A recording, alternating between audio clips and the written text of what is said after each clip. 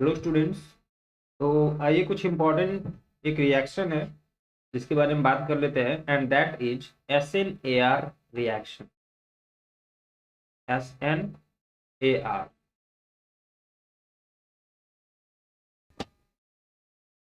ठीक है। SNAR इसे हम न्यूक्लियोफिलिक एरोमेटिक सब्स्टिट्यूशन रिएक्शन बोलते हैं।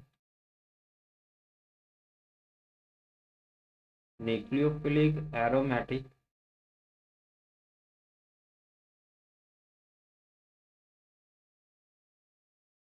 Substitution reaction. वैसे इसकी बात हम डाउट क्लासेस रिवीजन के दौरान हम स्कूल में ही बात कर चुके हैं। फिर भी इसमें कुछ प्रॉब्लम्स आ रही थी, तो इसलिए हम सोच रहे हैं यहाँ पर भी एक बार डिस्कस कर लेते हैं। SNAR रिएक्शन जो है बहुत रेयरली होता है, ठीक है, रेयरली हैपन। ऐसा क्यों होता है? ऐसा इसलिए होता है क्योंकि कोई, देखिए, बेंजीन रिंग होगा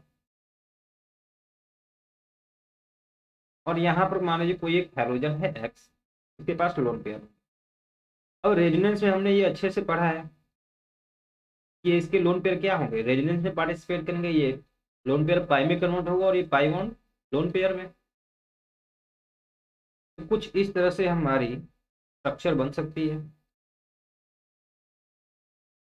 यहाँ पर आपका आ जाएगा पॉजिटिव चार्ज, यहाँ पर नेगेटिव, एंड ये पाई बॉन्ड्स। ऐसे ही ये नेगेटिव चार्ज फिर पूरे रिंग में सर्कुलेट होगा, एंड फाइनली जो आपका कंपाउंड मिलेगा again same as that of first मिलेगा, जो कि एनर्जी में भी सेम है। ये बताने का इंपॉर्टेंस क्या है? क्योंकि आप देखें तो ये रेजोनेंस हो रहा है, रेजोनेंस की वजह से आप अगर इस हेलोबेंजीन की बात करें तो यहाँ पर सिर्फ और सिर्फ सिंगल बॉन्ड नहीं होगा, यहाँ पर डबल बॉन्ड कैरेक्टर होगा, ठीक है। क्योंकि हमें पता है कि ये एक्चुअल स्ट्रक्चर नहीं होती है। एक्चुअल स्ट्रक्चर क्या होता है? Resonance hybrid. हाइब्रिड स्ट्रक्चर जब भी बनाया गया तब इसके बीच में क्या आएगा? डबल बॉन्ड कैरेक्टर आएगा।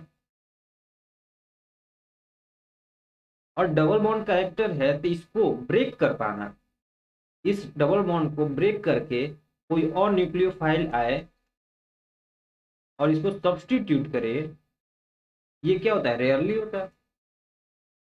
तो इसीलिए हम क्या करते हैं कि इन बेंजीन रिंग्स में ये जो रिएक्शंस हैं इतनी रेयरली ना हो, इसलिए हम बेंजीन रिंग में ही ऑर्थो एंड पैरा पोजीशंस पर कुछ इलेक्ट्रॉन विड्रॉइंग ग्रुप्स लगा देते हैं, जैसे NO2। NO2 ज्यादातर यूज होता है पूरी NCERT में, या फिर आप यहाँ पर साइनाइड भी लगा सकते हैं, या फिर और भी जो स्ट्रॉन्ग इलेक्ट्रॉन विड्रॉइंग ग्रुप है उनको। कंडीशन क्या है? ऑर्थो एंड पैरा पर ही होना चाहिए, क्योंकि यहीं पर -M इफेक्ट लगता है। इस इफेक्ट से क्या होता है कि जो इसकी टेंडेंसी होती है, जनरल टेंडेंसी रेजोनेंस में पार्टिसिपेट करने की, उसको थोड़ा क्या करता है? डिक्रीज कर देता है, जिसकी वजह से जो यहाँ पर डबल बॉन्ड कैरेक्टर आता था, मान लीजिए इनिशियली इसमें डबल बॉन्ड कैरेक्टर एक्स होता था, एक्स तो हमने यूज कर लिया है, इसको मान लीजिए हम एम होता था डबल बॉन्ड कैरेक्टर, जिसकी मैग्नीट्यूड एम होती थी। और यहाँ पर मान लेते हैं कि इसकी मैग्नीट्यूड जो डबल बॉन्ड कैरेक्टर की वो एन है, बट यहाँ पर जो मैग्नीट्यूड होगा वो कम होगा,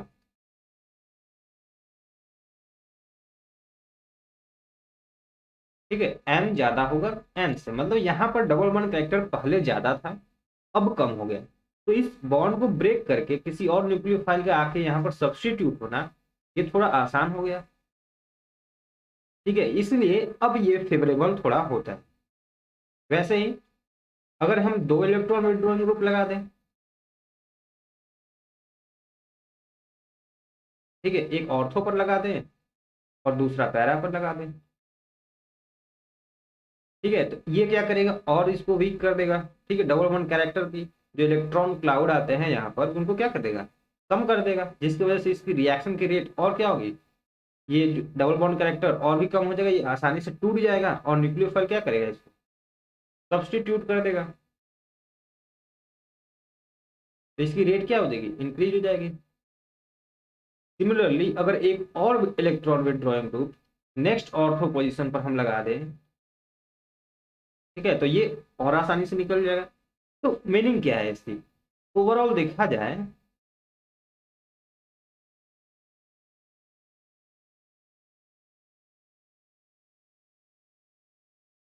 ओवरऑल अगर देखा जाए तो रेट जो है SNAR की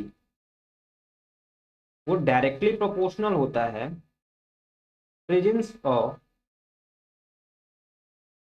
इलेक्ट्रॉन विथड्रॉइंग ग्रुप के, ठीक है, at ortho and para, ortho and para.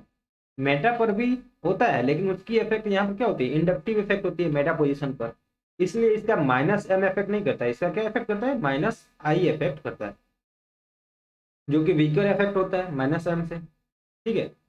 मतलब क्या है कि SNAR रिएक्शन होने के लिए बेंजीन रिंग में जितने ज्यादा इलेक्ट्रॉन विड्रॉइंग ग्रुप्स होंगे उसकी रेट उतनी ही क्या होगी, ज्यादा होगी, ठीक है। ये इसकी थ्योरी है, इलेक्ट्रॉन विड्रॉइंग ग्रुप क्यों होते हैं, ये किस तरह से रेट को इफेक्ट करते हैं, ये बात समझा दिया हम। अब हम क्वेश्चन पर आते हैं।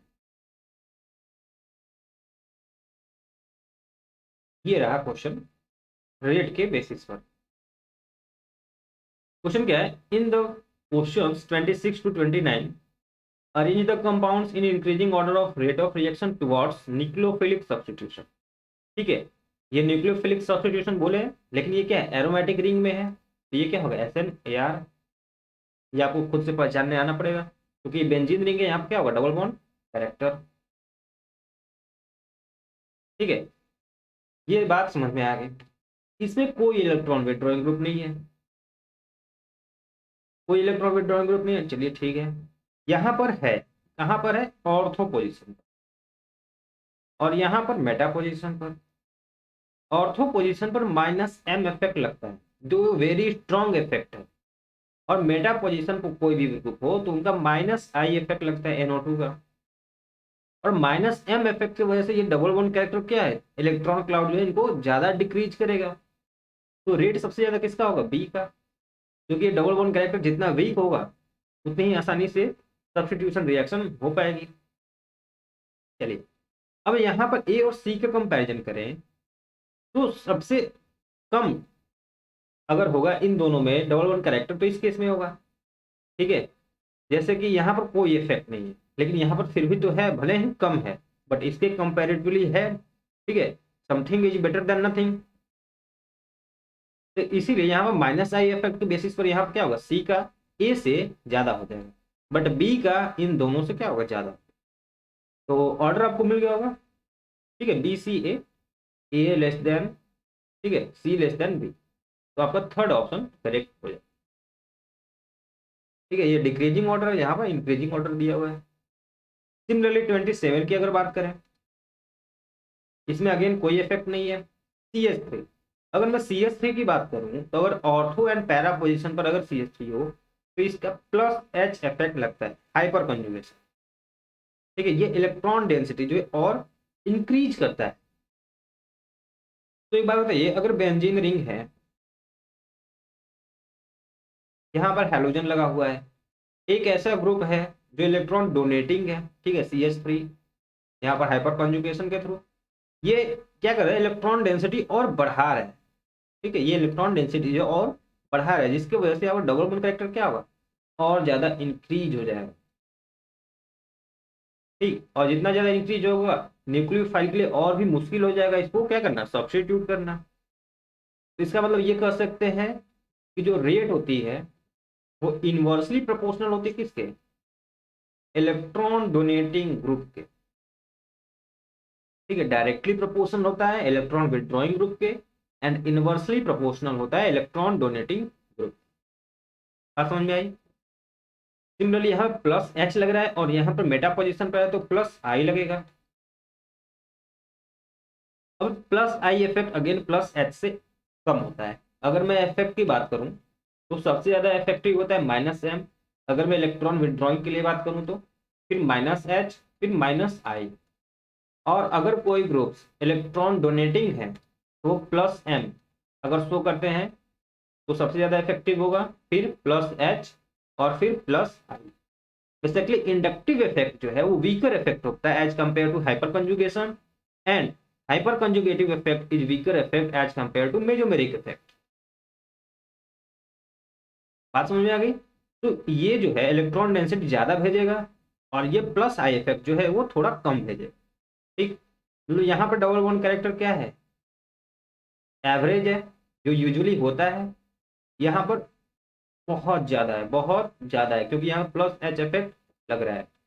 यहाँ पे इलेक्ट्रॉन क्लाउड रिलेटिवली इसके ज्यादा है बट इससे कम है। तो रेट किसका ज्यादा होना चाहिए? सबसे ज्यादा ए का, क्योंकि इसमें double bond character generalized form है। ठीक है, नॉर्मली जितना होता है, बट इस केस में +h इफेक्ट से बहुत ज्यादा हो जाएगा और +i इफेक्ट से वजह से ज्यादा हो।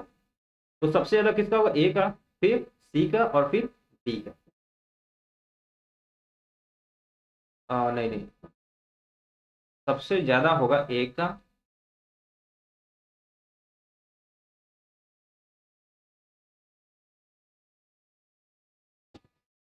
तो जो रेट होगा, ठीक है, ए का सबसे ज्यादा होगा।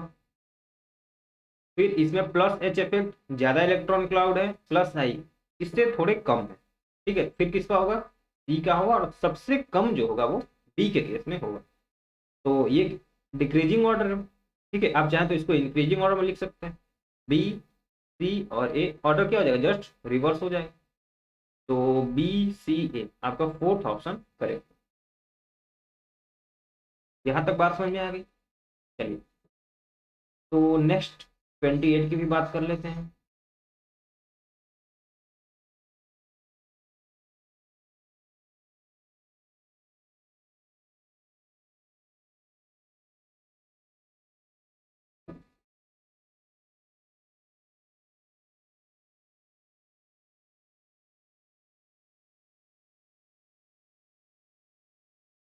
नेक्स्ट क्वेश्चन 28, इसमें ये आसान सा है, इसमें कोई डिफिकल्टी नहीं है। आपने ऑर्डर आई थिंक कर भी लिया होगा। इसका एक्चुअल ऑर्डर क्या होगा? सबसे ज्यादा जो रेट होगा वो सी में होगा, फिर बी में होगा और फिर ए में। ठीक है, आसान सा क्वेश्चन है।